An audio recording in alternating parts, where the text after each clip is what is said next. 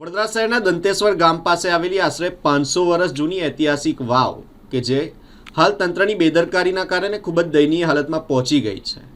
આ વાવની યોગ્ય સાફ સફાઈ અને દેખરેખ કરવામાં ન આવતા સ્થાનિકો રોષે ભરાયેલા જોવા મળ્યા છે.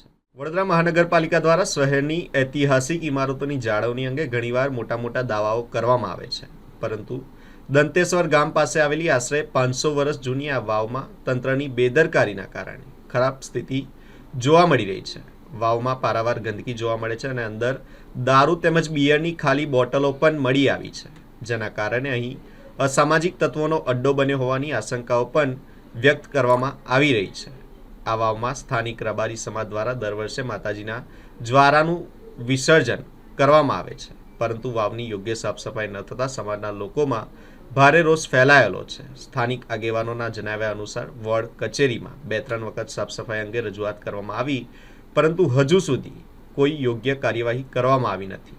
આ મુદ્દે કોંગ્રેસના નેતા ચંદ્રકાંત શ્રીવાસ્તવે પણ તંત્ર સામે ભારે રોષ વ્યક્ત કરી તાત્કાલિક ધોરણે વાવની સાફ સફાઈ અને જાળવણી કરવાની માંગ કરી છે. સ્થાનિક રબારી સમાજના આગેવાનો ગોપાલ રબારીએ જણાવ્યું હતું કે જો વાવની સફાઈ નહીં થાય તો માતાજીના જ્વારા ગંદા પાણીમાં કેવી રીતે પધરાવીએ એ એક મોટો પ્રશ્ન છે.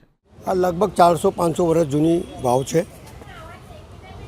આ દંતેશ્વર ગામ એટલે મૈજીભાઈ, જ્ઞાનસિંહભાઈ, રણજીતભાઈ, પેલા ખનિયાભાઈ વર્ષોથી ઓળખું છું. આ ગામમાં આવતા લોકો બીતા હતા એવું ગામ હતું અને આ 500 વર્ષ જૂની લગભગ વાવ હશે.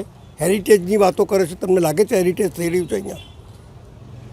આ લોકો માતાજીના જવારા જ્યારે અંદર ડૂબાડતા હોય ત્યારે આમ કહીએ છીએ કે ધર્મ એ સૌથી ઉપર છે અને ધર્મ કર્મ શીખાડે છે. તો કર્મ કરો ભાઈ, આ વાવ સાફ કરો. હું સત્તા પર બેઠેલા લોકો અને અધિકારીઓને કહેવા માગું છું કે આવી વાવની જાળવણી કરતાં, કારણ કે આમાં રૂપિયા મળવાના નથી, જ્યાં રૂપિયા મળે ત્યાં જ ધંધો થાય છે.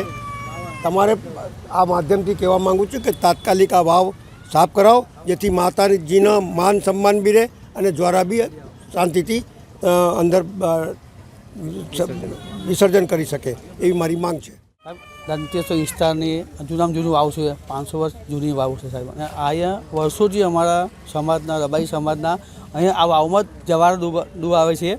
તો સાહેબ આજની એની પરિસ્થિતિ ખરાબ છે કે અંદર બધી મચ્છીઓ મળી ગયેલી છે, દુર્ગંધ છે, દારૂની બોટલો અંદર પડી રહી છે, દારૂના પેલા પાઉચ અંદર પડી રહ્યા છે.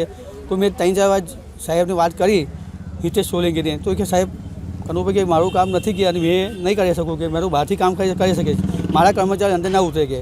તો મેં સાહેબ કેમ તમારા પોતાના હા વાવ ઓફિસ સાહેબ જાય સત્તાના.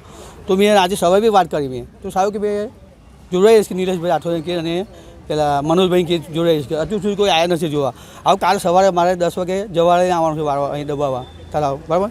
તો સાહેબ એનું શું, તો અમે તહેવારે ક્યાં મૂકીશું? મારા સમાજના બધા સગાવાળા આવશે તો કહેશું કે તમે આટલા બધા કાર્યકર્તા છો તો તમે દંતેશ્વર વિસ્તારનું આટલી બધી ગંદકી છે, આ તળાવ જો વાવ જો છે તો કાલે તો સાહેબ એમાં ઘણું બધા ભાઈ બનાવો.